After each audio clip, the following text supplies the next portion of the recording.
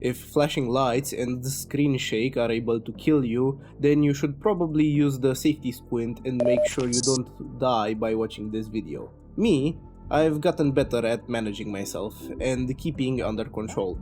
I know that it's time to stop whenever I start foaming at the mouth. Disfigure is a game that mimics heavily the kind of nightmares you would have as a 21st century kid. Here, your repressed mind is inundated with the latest of brain rot memes and is ready to run free and spawn in terrors beyond your comprehension. Some people choose to engage with horror content because it enriches their life. But for people that become degenerates and corrupt their minds irreversibly, this is your penance for enjoying internet slop. I once had a nightmare as a kid that the world was being overrun by demons. Thanks, Discovery Channel. It was a recurring dream, and it ended every time with me waking up in a cold sweat in the middle of the night. Conversely, once I realized I was in a dream and fought back against the entity that was trying to reality shift into my body, the dream never returned. In reality, Disfigure is a fantastic swarm survivor game that gives you the chance to get back in your childhood nightmares and fight the horrors within.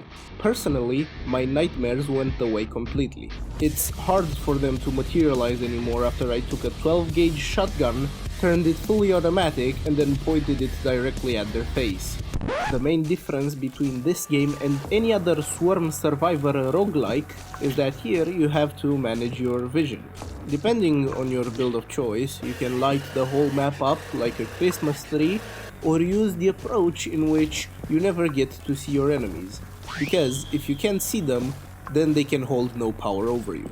Have no fear, son, for the harder they fight back, so too will we use our biggest weapons. Fire, radiation, plasma, lightning, and even a black hole. We will make sure to cook our enemies thoroughly with everything that we have at our disposal. Let me tell you about the first run that I had in this game. It sucked balls. This is not due to the game. This is due to me having played nothing quite like it. No swarm survival feels exactly the same as this one. The game starts you off with the basic pistol, which is not that exciting to be honest, but you also get to use all the upgrades under the sun right from the get-go. And while that might be a cause of frustration and a sign that the game should implement some sort of meta progression system like in Vampire Survivors, the developer also gives you the ability to reroll and ban upgrades every turn. So, if you know what you're doing, you're going to get strong really quickly. The ascension from a level 1 crook to a level 100 mafia boss doesn't have to take long in this game. I'm chalking my failures off to a skill issue. Because the game is well balanced enough that you can win on your first try with the default weapon, it is balanced around your knowledge of what to use. For example, the fire perk is great with the minigun and you can turn it into a flamethrower. Maybe you would prefer your enemies to kill each other instead by using the on-death effect mechanics. Stack everything that you have damage related on a greatsword and watch as one strike clears the entire screen, effectively turning you into your favorite anime protagonist. You might say, Well, that's all good, man, but what sets this game apart from anything like Vampire Survivors? good question. I think this guy wants to have a word limit. This game is a horror game disguised as a bullet heaven survivor. Because let me tell you, it doesn't matter how many bullets I can pump out per second, it doesn't matter how hard I can strike, those nightmarish creatures still terrify the hell out of me. Mind you, I love purging them back into the darkness that they came from. It speaks to me on a deeper level. But it is very clear for me that they will fight back as savagely as possible.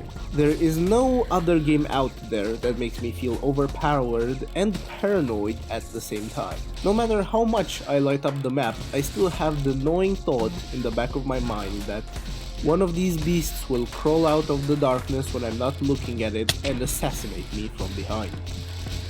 I really liked the way this one guy described this game on Steam reviews. I can't find this review anymore, so you're going to have to excuse me for stealing his ideas and paraphrasing them as my own.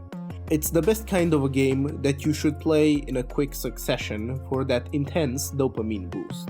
I can vet the nicotine-like effect, as during the launch of the latest PoE League, I was close to first in queue on the launch day. I don't know. I never counted. I am not really a math guy, you know. I logged in after 5 minutes, only to hit escape so that I could change my sound settings, inadvertently logging myself out of the game and switching my queue position from being logged in after waiting for 3,000 people to waiting in queue again for 80,000 people. Now, I know people that could and would chain smoke a whole packet of Marlboro Reds during that time, but in my self-inflicted rage, I managed to shoot enough horrors to calm down in the next 30 minutes.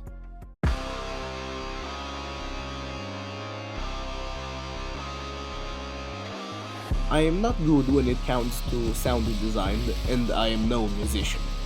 I am probably as tone deaf as they get, but even I know that the few soundtracks in this game have combined with the meaty sound effects of gunshots and bullets hitting the targets, and they make a very satisfying experience. I will admit I've heard artillery shells in other games sound worse than the big caliber gun sounds in this game. It all makes up for a fantastic symphony, where the main instrument is you, becoming a weapon of mass destruction. And few people have lived to hear this song. Usually, concerts don't last long when the lead singer is using a machine gun. And now, the cherry on top of this pristine cake. The game is made by mainly one person, if not completely, which I know from my little experience that it is fantastically hard to do so. So you would expect them to ask for compensation on their work.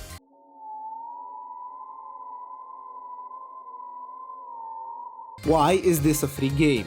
And I'm not posing this question to be facetious because I know my way around the internet and I know that everything is free if you want it to be. But under what world is this an acceptable price for a game such as this? I consider this to be either the ultimate marketing strategy or the best goddamn passion project I've seen recently. I've heard stories of the Hollow Knight developers, for example, getting thrashed because their game is too cheap. The DLCs are free and it undergoes sales every so often, but similarly, I can't agree for the life of me that this game in particular should be free. My final rating for this one is arachnophobia over epilepsy. It's worth a try. I mean, for the price they're asking, you better play it. It's free, and that's a great price. Sorry for being exceptionally slow to put out a small project, but lately I've decided to undergo the punishment that most content creators should receive for not making the proper sacrifice to Mr. Beast.